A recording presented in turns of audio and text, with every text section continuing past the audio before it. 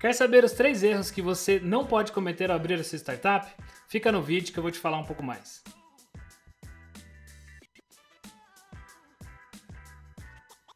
Eu sou o Cristiano Freitas, eu sou sócio e fundador da Cirrus Contabilidade e no dia a dia apoiando os empreendedores é comum identificar 3 principais dúvidas que naturalmente podem se tornar em 3 erros que eu quero tratar aqui nesse vídeo com você.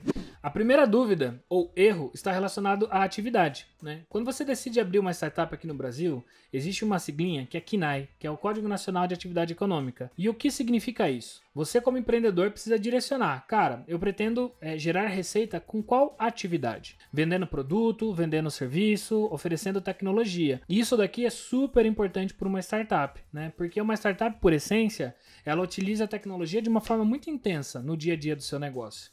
Mas por mais que você consuma tecnologia, não necessariamente você precisa ter uma atividade relacionada à tecnologia, né? Por exemplo, se você abre um e-commerce, né? Qual que é o seu objeto social? Qual é a atividade da sua empresa? É a venda de determinado produto. Pode ser por segmento, pode ser de variado, independe de qual for a sua estratégia, mas você vai vender um produto. Por mais que você venda produto, você sabe que você vai ter que utilizar ferramentas, né, tecnologia para poder viabilizar a compra do produto, a loja virtual e tudo mais que está relacionado a esse modelo de negócio.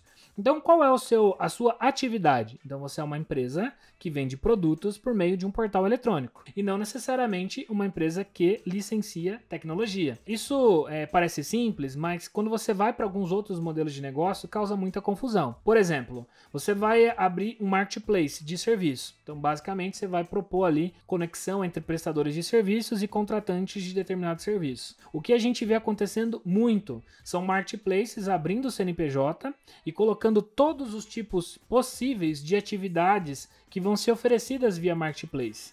Mas qual que é o ponto principal? Não é a startup que vai oferecer esses serviços, mas sim o parceiro dele que vai estar lá falando sobre a atividade no site. Então, qual atividade que o marketplace precisa cadastrar na abertura da sua startup? É a atividade que ele vai prestar e da qual ele vai receber receita.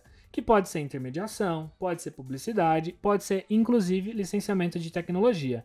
Então, uma pergunta, né, que eu gosto de fazer para todos os empreendedores quando a gente está conversando um pouco sobre esse tema é, cara, tecnologia para você, ela vai ser um recurso meio ou ela vai ser o recurso fim oferecido ao seu cliente? E isso ajuda a gente a construir ali qual é a melhor definição de atividade para aquela startup. O segundo erro mais comum, né, que os empreendedores cometem está relacionado à localidade. Quando você define, né, então, o primeiro ponto, qual a atividade que a sua empresa vai fazer, você precisa definir onde é. E o que é esse onde é? É onde é a sede, o domicílio onde a atividade vai ser realizada. Para alguns modelos de negócio, você não tem uma necessidade física de espaço, porque todo o serviço, seja de mão de obra, time, fornecedores, etc., eles estão espalhados, você tem uma maior liberdade para determinar aonde a sua empresa vai ser instalada. Você tem uma liberdade maior para escolher onde a sua empresa vai estar, tá?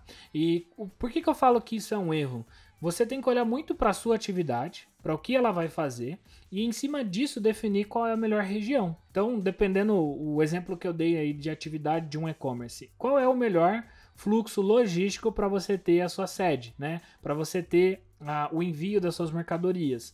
Não necessariamente é a cidade que você está. Então, esse é um estudo que requer um pouco de atenção ali do empreendedor numa fase inicial. Ou, por exemplo, vou constituir uma fintech. Cara, qual cidade, né, qual município que está mais preparado do ponto de vista de legislação, de processos para poder receber a abertura da sua startup, da sua fintech, para que você não tenha ali nenhum tipo de complexidade. Porque dependendo da atividade, ela já é complexa por si só. E aí quando você vai isso para uma prefeitura que não tem nenhum tipo de incentivo ou favorece o seu modelo de negócio, é um passo importante para você definir a região, a localidade que aquele CNPJ vai ser constituído, em geral aberto, né? Onde vai nascer basicamente a sua startup. Então fica aí um ponto de cuidado, cada prefeitura tem incentivos diferentes. O que eu recomendo é que faça, na realidade, um estudo preliminar ali de qual cidade está mais alinhada com o objeto, com a atividade principal da sua startup. E o terceiro erro mais comum que nós vemos está relacionado Brasil, né, a regime tributário. Então, o Brasil, eu falei isso em alguns vídeos, ele realmente é um país onde você tem uma carga tributária alta, mas uma complexidade de leis e regras tributárias bem grandes. E o que geralmente eu vejo os empreendedores fazendo, né? Então, ele abre uma empresa, independente de qualquer análise, ele opta pelo regime simplificado do Simples Nacional. E qual que é o ponto de atenção aqui? Isso a gente tem alguns vídeos, depois a gente deixa aqui no link um papo que eu tive especificamente sobre isso, mas não necessariamente o Simples Nacional é um regime tributário adequado para a sua empresa, porque o melhor regime tributário precisa ser analisado tamanho, momento e atividade que você vai oferecer, que você vai prestar. Por mais que você tenha mais tributos entre um regime tributário ou outro, lembrando, né, caso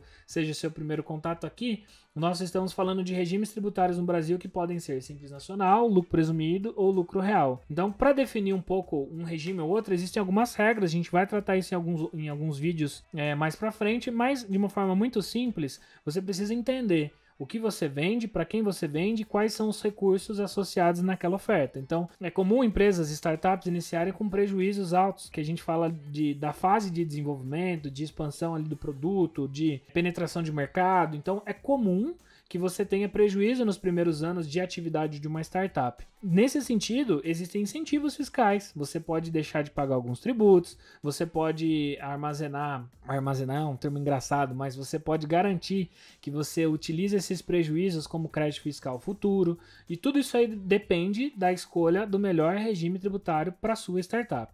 Então, a minha recomendação é: analise os números, as projeções, as atividades e encontre o regime tributário que é mais adequado para a sua startup, independente se você esteja ou não começando agora. Alguns pontos de atenção. Geralmente, se você é um empreendedor, né, de primeira viagem, está começando ali a sua primeira experiência, estude um pouco sobre esses regimes e sobre as necessidades de controle que você precisa ter para garantir que você está fazendo a escolha certa e tem todo o controle necessário para não ter nenhuma surpresa no futuro, tá? Espero que você tenha gostado desse conteúdo. Se ele fez sentido para você, compartilhe, né, com outras pessoas que também possam agregar, e não se esqueça de se inscrever no canal e deixar os seus comentários.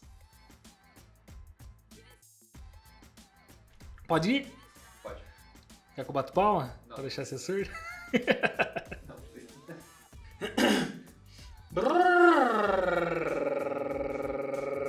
Testando.